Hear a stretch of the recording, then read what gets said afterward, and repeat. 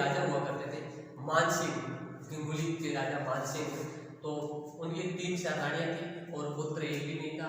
तो एक दिन की बात है जब वो राजा साहब अपने 4-5 दोस्तों के साथ महफिल में बैठे थे और तभी एक कवि है जो बहुत ही चिंतित पास में बैठा था। तो राजा साहब ने पूछा कि कवि साहब आप इतने चिंतित क्यों हैं, आपको किस बात की टेंशन है?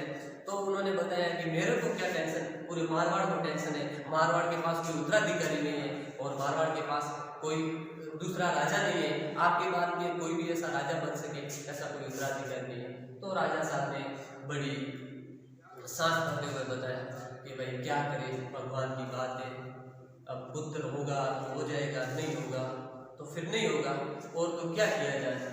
तो फिर उस कवि ने बताया कि राजा जी मैं एक बात बताऊं, अगर वो बात आप करो तो आपके पुत्र जरूर होगा। तो राजा साहब ने बोला कि क्या बात है, मुझे बता दो। तो उन्होंने बताया कि एक पोखरण के पास एक गांव है और वहाँ के राजा की कन्या है और राजकुमारी है, उनसे अगर तुम ब्याह करो तो तुम्हारे पुत्र जरूर होगा। तो राजा साहब ने सोचा कि एक बार और भी कर लेते। उन्होंने निमंत्रण भेजा पोखरण के राजा को और अब मारवाड़ के राजा सलाहकार सामने से कोई निमंत्रण भेजे और पोखरण वाले स्वीकार, ऐसा उनका सौभाग्य, और सामने से जो मारवाड़ के राजा के द्वारा सामने से आमंत्रण आया उनको स्वीकार न करे, ऐसा सौभाग्य ठुकरा दे। तो पोखरण वालों ने वो निमंत्रण स्वीकार कर दिया और अपनी जो पोखरण की राजकुमारी थी रानी भटियानी और उनकी शादी मानसिंह के साथ करके उनको भेज दिया था। और हिंदू महिलाओं और रीति रिवाज के अनुसार और हमारे जो यहाँ के रीति रिवाज के अनुसार जो महिलाओं की शादी होकर जब महिला ससुराल जाती है तो उनके साथ उनका भाई साथ में जाता है। तो रानी भटियानी जी के साथ में भी उनका भाई साथ में आया था, भैरू सिंह वो साथ में आया था। अब भैरू सिंह रेगिस्तान में रहने वाला गरीब घर का इंसान और रेगिस्तान में घूमने वाला काला करोठा आदमी और दिल का बहुत बड़ा डाकी टाइप का आदमी, वो भी साथ में आया। और जब राजा के भाई और सब वो खाना खा रहे थे तो भैरू सिंह भी पास में आकर खड़ा, उनके बीच में आकर खाना खाने लगा। तो अब राजा के जो भाई साहब हैं, जो उनके भाई हैं, वो सब उन पर हंसने लगे कि रानी जी इतने फूट रहे, रानी जी इतने गोरे और तू इतना काला, और कहाँ रह गया था तब जब भगवान रूप बांट रहे थे, तब तू कहाँ पर खड़ा था कि इतना काला है और इतना गोजा। तो अब उस टाइम तो वो कुछ बोला नहीं, वो खाना खाने बैठ गया। अब हर रोज उस पर ताना मारे। तो एक दिन भैरू सिंह से रहा नहीं गया था तो उसने वो खड़े होकर राजा के भाई को गाली वाली दे दी। तो राजा का एक भाई खड़ा होकर उनका गला पकड़ा और बोला कि चल, ये तो अच्छी बात है कि राजा वहां पर शादी करके आ गए तुम्हारी बहन से और इसलिए तुमको साथ में बिठाते, नहीं तुम्हारे जैसों की औकात नहीं है कि हमारे यहाँ घर में घुस सके। तो वो भैरू सिंह बहुत नाराज हो गए, गुस्से में हो गए, सीधा अपनी बहन के पास जाकर बोला कि भाई शादी करके आ गई राजा, ये अच्छी बात है, लेकिन जो राजा के भाई है वो तो मुझे ऊंचा दर्जा ही नहीं देते, मुझे तो अपने साथ ही नहीं बिठाते, मुझे तो हर बार नीचा दिखाते और हर बात पर मुझे गालियां देते। क्यों? क्योंकि मैं गरीब हूँ इसलिए। तो रानी ने बोला कि भाई इसका भी रुक, इसका भी कुछ इंतजाम करेंगे और इसका भी निवारण करेंगे। जब शाम को राजा घर पे आए तो रानी जी रूठ के बैठ गए थे और राजा ने पूछा आज तुम रूठे हुए क्यों?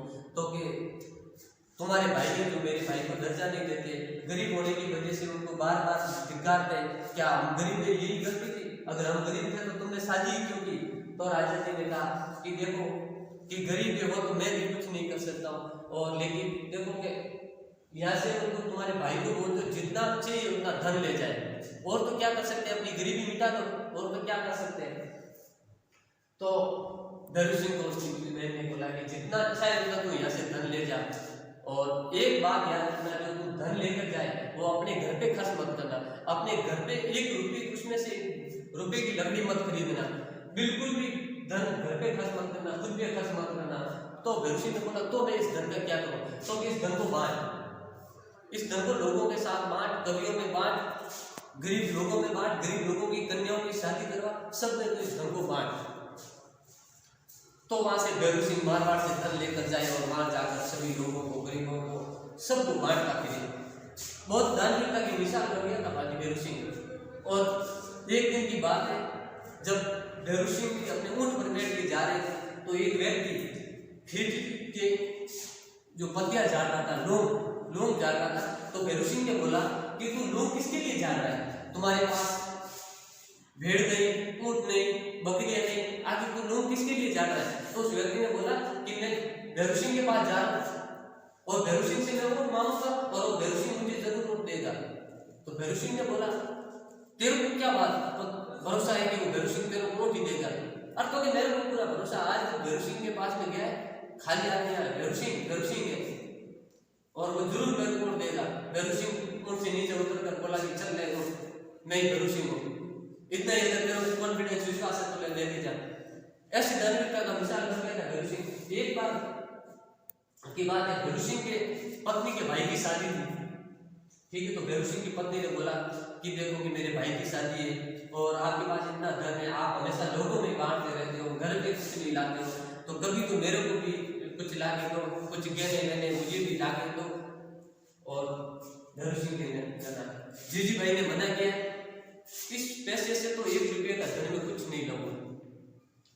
तो फिर वो उसकी बहन अपने पीर चली गई, वो भाई की शादी में गरीब टाइप, क्योंकि वो भैरव सिंह अपने घर में तो उस धन का इस्तेमाल करते नहीं थे, वो अपने पुराने मेले कपड़ों में चली गई। और जब वहाँ पर शादी थी तो धूमधाम से सभी महिलाएं आराम से सज धज के बैठी थी और महफिल चल रही थी नीचे, और सब महिलाएं ऊपर घर के ऊपर खड़ी देख रही थी कि भाई कौन आया है, क्या महफिल चल रही है, क्या क्या हो रहा है, शादियाँ में क्या क्या तैयारियाँ चल रही है, वो सब देख रही थी।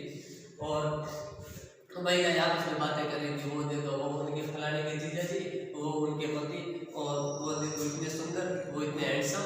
और तभी एक लोग आकर भैरव सिंह की पत्नी के पास आकर बैठ के बताई कि भाई देखो तू इतनी उदास रहती है, तेरे नए कपड़े भी नहीं है, तेरे पास गहने भी नहीं है, तुम्हारे दोनों में बढ़ती तो है क्या?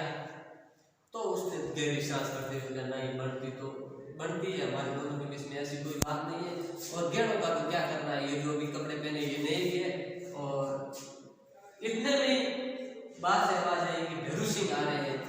तो जितनी भी महफिल थी, जितने भी कवि आए हुए थे, जितने भी वो बाजा बजाने वाले थे, सब भैरव सिंह की तरफ भाग खड़े हुए और सब भैरव सिंह की तरफ भाग रहे थे। क्यों? क्योंकि पैसा मिलने की संभावना कहाँ से थी? भैरव सिंह की तरफ से। और सब वो पूरी की पूरी महफिल पूरी वहां से छोड़कर सब भैरव सिंह की तरफ आ गए थे। और केंद्र बिंदु कौन? भैरव सिंह। तो वो ऊपर खड़ी भैरव सिंह की पत्नी देख रही है और भैरव सिंह सबको जो आए सब कवियों को बांटता फिरे और सब कवियों को धन लुटा चुका था। जब सासू उनके तिलक करने आई थी और तब तक वो पूरा का पूरा धन बांट चुका था, तभी किसी एक कवि ने आकर एक और दुआ बोल दिया था भैरव सिंह के पास में। तो भैरव सिंह को पूरा धन बांट चुका था, उसके पास कुछ नहीं रहा था। तो भैरव सिंह ने अपने कान के गोखरू थे वो उतार कर उसको दान में दे दिया, चल यही लेके जाते हो।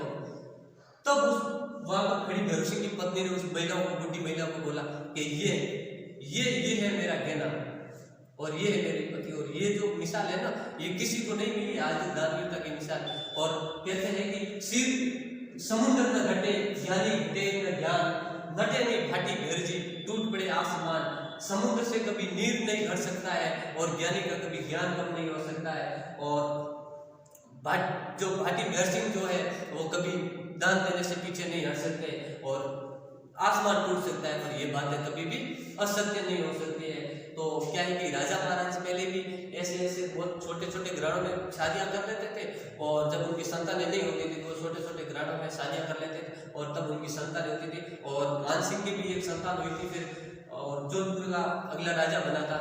लेकिन जब मान सिंह की मौत हुई थी उस टाइम से कुछ पहले वो उसका पुत्र भी खत्म हो गया था। और जब मान सिंह की मौत हुई थी उस टाइम मान सिंह का कोई बेटा नहीं था। फिर उसने किसी एक बेटे को पुत्र को गोद लेकर फिर अगला उत्तराधिकारी बनाया था।